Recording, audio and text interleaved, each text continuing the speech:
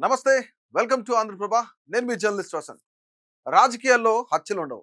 ఆత్మహత్యలు మాత్రమే ఉంటాయన్నది సుప్రసిద్ధ సామెత. అది మనందరికీ తెలిసిందే.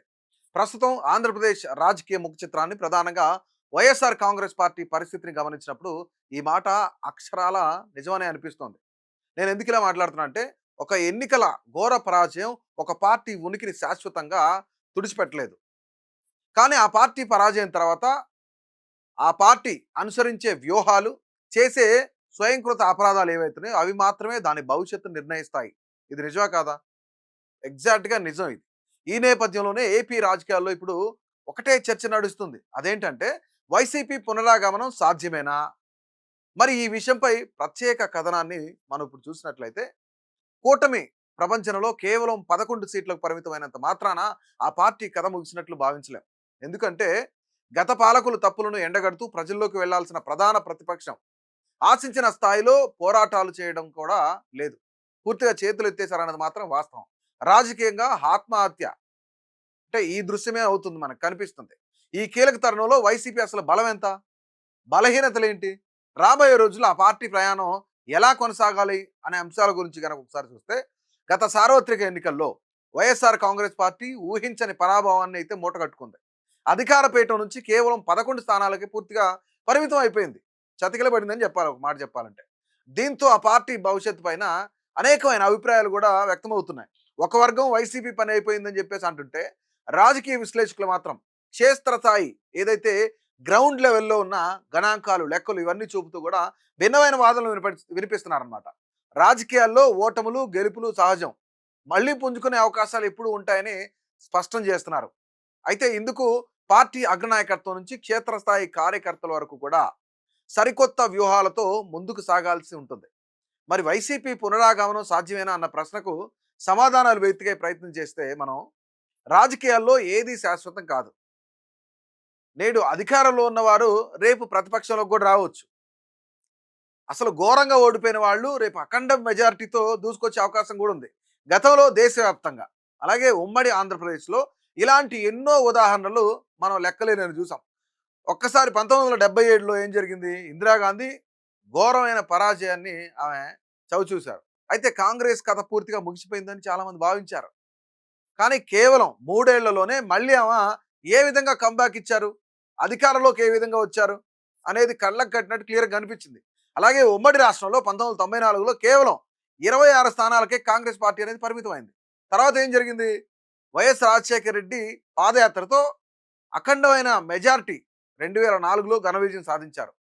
ఇటీవల తెలంగాణలో కూడా కేవలం కొన్ని సీట్లకే పరిమితమైన కాంగ్రెస్ పార్టీ అనూహ్యంగా ఏ విధంగా పుంజుకుంది? అధికారాన్ని ఎలా కైవసం చేసుకుంది? ఇలా చారిత్రక ఉదాహరణలు వైసీపీకి ఒక ఆశాకిరణంగా భావించాలి. నేను ఎందుకు ఈ మాట అంటున్నా అంటే, గత ఎన్నికల్లో వైసీపీ ఓడిపోయిన మాట నిజమే. కానీ ఆ పార్టీ క్షేత్రస్థాయిలో పూర్తిగా నాశనం కాలేదు. సీట్ల పరంగా చూస్తే కేవలం 11 సీట్లకు మాత్రమే పరిమితం అయింది. కానీ ఓట్ల శాతాన్ని గమనిద్దాం ఇప్పుడు అసలు. అసలు నిజం బోధపడిద్ది మనకి ఇది గమనిస్తే గనక. గత ఎన్నికల్లో తీవ్ర వ్యతిరేకత మధ్య కూటమి గట్టి పోటీ ఇచ్చినప్పటికీ కూడా వైసీపీ ఏకంగా 39.37% దాదాపుగా 40% ఓటర్లు వైఎస్ జగన్మోహన్ రెడ్డి నాయకత్వాన్ని నమ్మారు. అయితే వైసీపీకి ఇంత భారీ ఓటు శాతం ఉన్నప్పటికీ కూడా ప్రజల్లో ఆదరణ కూడా బాగానే ఉంది. ఎందుకంటే ప్రజాస్వామ్యంలో 40% ఓట్ బ్యాంక్ కలిగి ఉండడం అనేది ఒక చిన్న విషయం కాదు, సామాన్యమైన విషయం కూడా కాదు. ఇది ఆ పార్టీకి ఉన్న బలమైన పునాదిని కూడా సూచిస్తుంది. అయితే ఈ ఓట్ బ్యాంకును కాపాడుకుంటూ కూటమి వైపు వెళ్ళిన మిగిలిన ఓటర్లను కూడా ఆకట్టుకుంటే వైసీపీ పునరాగమనం అనేది ఏమాత్రం కూడా అసాధ్యం కాదు. అయితే ఇంతటి బలమైన ఓట్ బ్యాంక్ ఉన్నప్పటికీ కూడా ప్రస్తుతం ప్రతిపక్ష స్థానంలో ఉన్న ఆ పార్టీ ప్రభుత్వంపై బాగా పోరాడాల్సిన సమయంలో కాస్త వెనకబడిందని చెప్పుకోవాలి. ఎన్నికల ఫలితాలు వచ్చిన తర్వాత వైసీపీ శ్రేణుల్లో ఒక రకమైన నైరాశ్యం అనేది ఆవరించిందనమాట. కూటమి ప్రభుత్వం పైన ప్రజల్లో వచ్చే చిన్నపాటి వ్యతిరేకతను కూడా తమకు అనుకూలంగా మార్చుకోవడంలో పార్టీ విఫలమవుతుంది. ముఖ్యంగా అసెంబ్లీ సమావేశాలకు హాజరు కాకపోవడంతో పాటు ప్రజా సమస్యలు ఏవైతున్నాయో వాటి మీద సరిగ్గా క్యాచ్ చేయలేకపోతుంది అనేది పెద్ద అపవాదును కూడా మూట కట్టుకుంటుంది. ప్రజాస్వామ్యంలో అసెంబ్లీ అనేది ప్రజల గొంతుకను వినిపించే అత్యున్నత వేదిక. ఆ వేదికను వదులుకోవడం ద్వారా ప్రభుత్వం పైన ఒత్తిడి తెచ్చే ఒక గొప్ప అవకాశాన్ని కూడా వైసీపీ కోల్పోయిందని చెప్పాలి. కేవలం మీడియా సమావేశాలకు మాత్రమే పరిమితం అవుతున్నారు. ప్రజా సమస్యలపైన రోడ్లెక్కి పోరాడినప్పుడే ఏ పార్టీ అయినా ప్రజల్లో మైలేజ్ వస్తుంది ఆ పార్టీకి.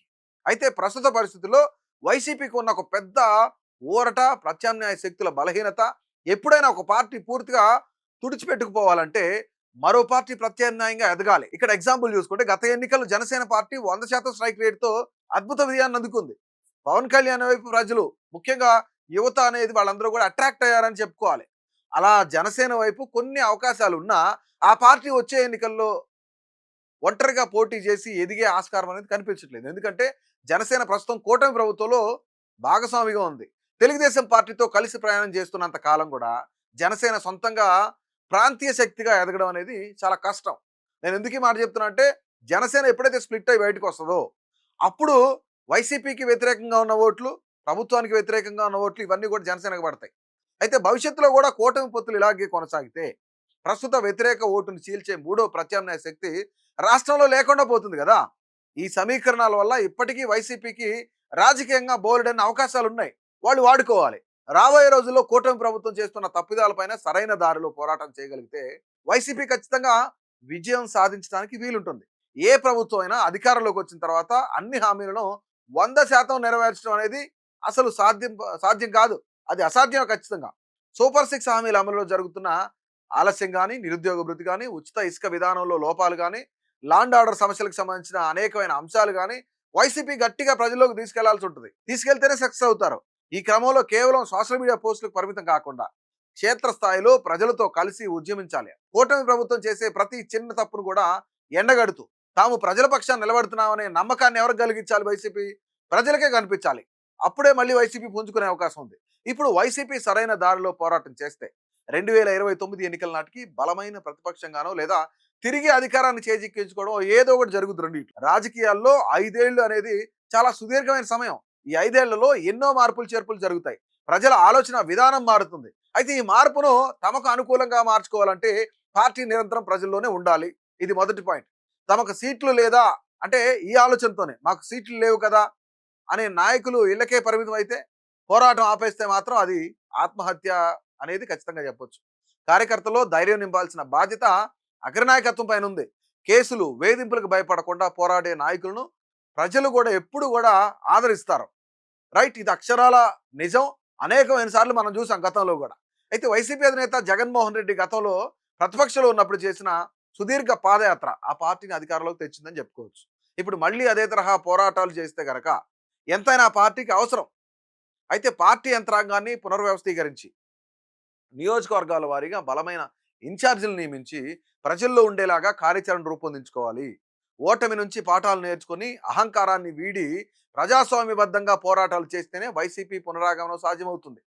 లేదంటే చరిత్రలో కలిసిపోయిన ఎన్నో రాజకీయ పార్టీల జాబితాలో వైసీపీ కూడా చేరిపోయే ప్రమాదం ఉంది. కాబట్టి పోరాటమే ఊపిరిగా ముందుకు సాగితేనే 2029లో వైసీపీకి ఉజ్వలమైన భవిష్యత్తు ఉంటుందనేది నిజంగా ఇక్కడ విశ్లేషకులందరూ మాట్లాడుతున్న మాట, వాళ్ళ ఒపీనియన్ కూడా. అయితే మీ ఒపీనియన్ ఏంటనేది ఖచ్చితంగా కమెంట్ రూపంలో తెలియజేయండి.